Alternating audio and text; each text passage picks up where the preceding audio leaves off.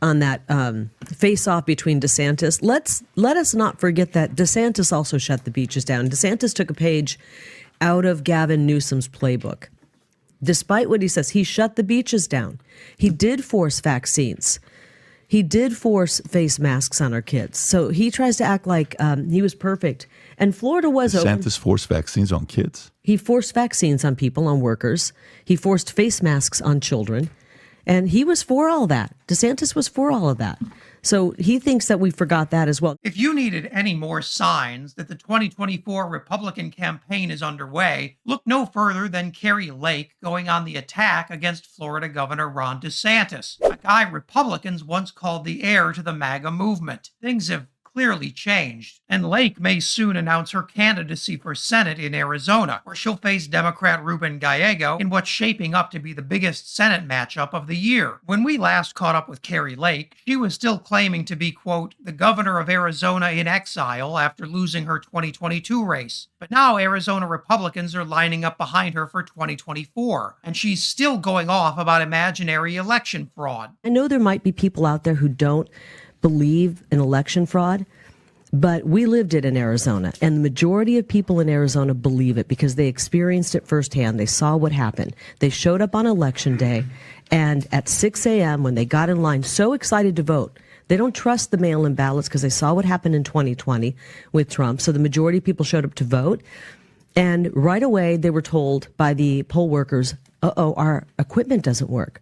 In 60% of the polling locations. Now, ignoring for a second that those polling places had long lines because Arizona's Republican lawmakers passed bills cutting funding for polling places, let's back up and focus on what Kari said about Ron DeSantis, because the governor of Florida is finding himself with few friends left in the Republican world. And that's true even when the GOP isn't really trying to beat up on old meatball Ron. Fox News has been hyping up its upcoming debate between California Governor Gavin Newsom and DeSantis, but even their best attempts to boost DeSantis didn't go quite as expected. Look at Gavin Newsom. He wants the Democratic National Committee. He wants all of them behind him. He wants the money. When he does decide to vote. Get it. Who else do they have? Brian, it's a good point, but I think in his defense, you don't want a DeSantis situation. Yeah, remember everyone saying, be the hey, be the guy, let's go do it, all these people, and then you're tanking the polls. Yeah, you don't want to make everyone mad in your party, and then they don't support you later. Right. And then, God forbid, then you lose, then everybody goes, then you're done. You lost the White House. Like Reagan lost to Ford? Yeah. And these are supposed to be Ron's friends. Though you have to admit, it's pretty funny that a DeSantis situation has now become political slang for screwing up your presidential campaign so fast that it's over before things even begin. And don't take my word for it. That was Fox News. Unfortunately for DeSantis, he's also the last guy to get the memo that he's in trouble. Because now as we enter October, almost 6 months after he launched his campaign, Ron is finally discovering that he's actually allowed to be mean to Donald Trump. The question is, now that DeSantis has turned himself into a national joke, is anyone actually listening? On Tuesday, DeSantis tried playing hardball on Fox News, only to infuriate most of the network's audience, many of whom saying he sounded arrogant and condescending. He said he was going to drain the swamp. They didn't drain the swamp at all. He still defends hiring Christopher Wray. He didn't fire Wray. He didn't fire Fauci. He said Mexico was going to pay for the border wall. That didn't happen. They started the wall, but we've got a lot more to be able to do to finish the wall. He said he was going to eliminate the national debt. They added almost $8 trillion to the debt in 4 years. And then remember, he promised to appoint a special counsel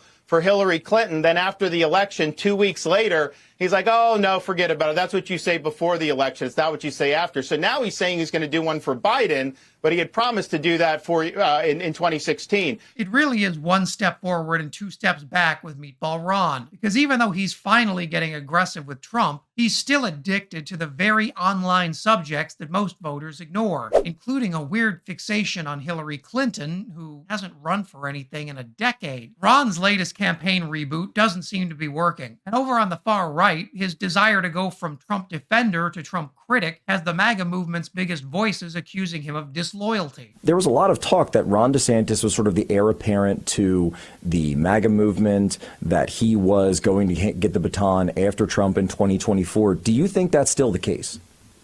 I don't think that's the case at all. I think that he burned too many bridges in this race.